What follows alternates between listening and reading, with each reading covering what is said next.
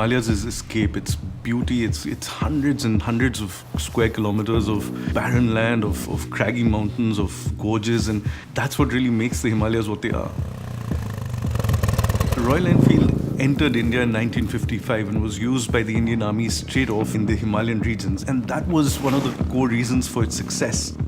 Ladakh in the Himalayas has been like a mecca for motorcyclists. It struck us that we hadn't made a special effort to make something for the land that we've so fondly been to over so many years again and again and again.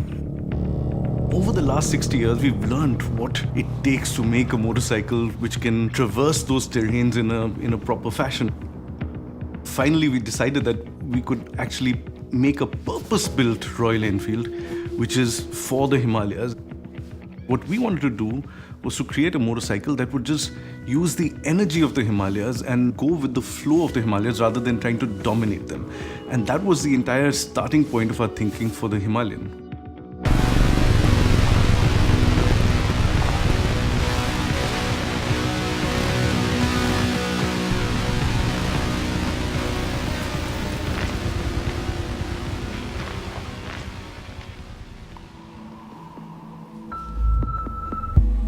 All the natural elements of Himalaya contributed to the development of this motorcycle in terms of inspiration.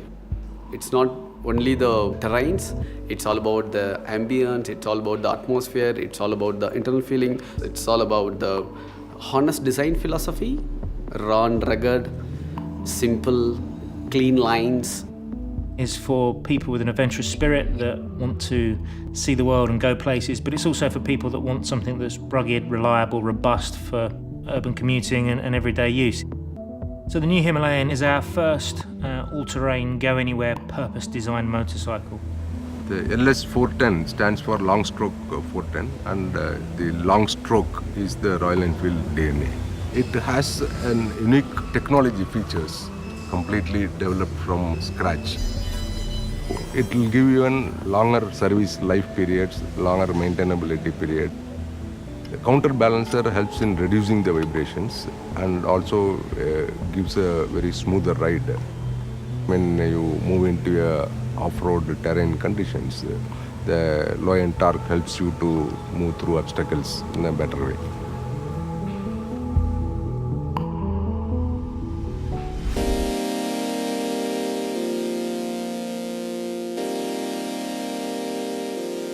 In the concept phase, we had taken support from long-standing associates, Harris Performance. During this test program, we built a mule bike which was highly adjustable. The first thing we did was lay out the motorcycle geometry, so it's getting an idea of the wheel sizes, the amount of suspension travel you want, the ground clearance that you're looking to achieve. From that, you can then position the engine in the best place to keep the wheelbase as tight as possible and keep the centre of gravity as low as possible. This bike's the first Royal Enfield to have monoshock suspension with linkage.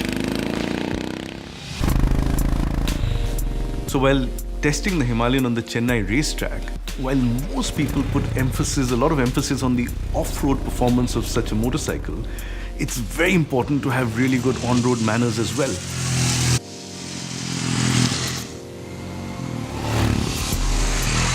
When it came to off-road capability, we did go to India's finest motorcycle rider, C.S. Santosh, and loop the feedback back into the product.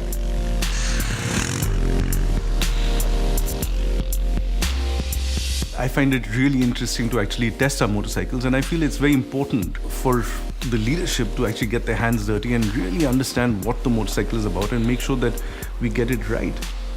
When we were testing the Himalayan, we were looking for a variety of terrain, which included smooth roads, broken tarmac, snow, slush, sand, inclines, the works. After 2 years of development, I think I can safely say that all the team here are really pleased with how the bike's come out. We've tested it under pretty well every condition any prospective owner's going to encounter. There's a good bond between the rider and the motorcycle, and that's quite essential when you want to go out on a tour, especially to a place like Ladakh. You know, in those valleys, when you're riding and that thump reverberating through that, it's just a great experience. The motorcycle has actually been designed with keeping in mind the touring requirements, which means it had to carry luggage. So luggage mounting frame, hard aluminum panniers which are strong enough but light enough, soft luggage, frame in the front of the vehicle to allow for extra luggage, which is jerrycan. The whole set of gear has gone through as much torture test as the actual motorcycle has gone through. Stamp of authority came from the Himalayan tests. The confidence in the motorcycle is when it crossed all these obstacles and went up to Kadungla.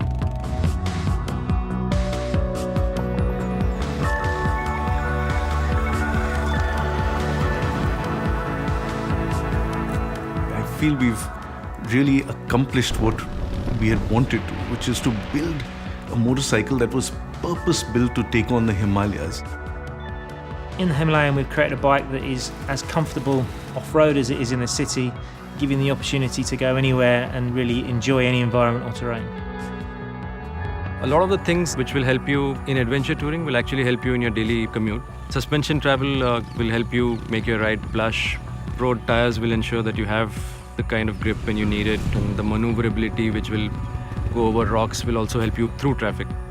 People are now starting to go out a bit more. They want to explore, they want to see more, they want to get out of this rut of your daily office life and screens in front of you and living in a nearly artificial world, and they want to actually explore and go out and be free and be singular in their approach.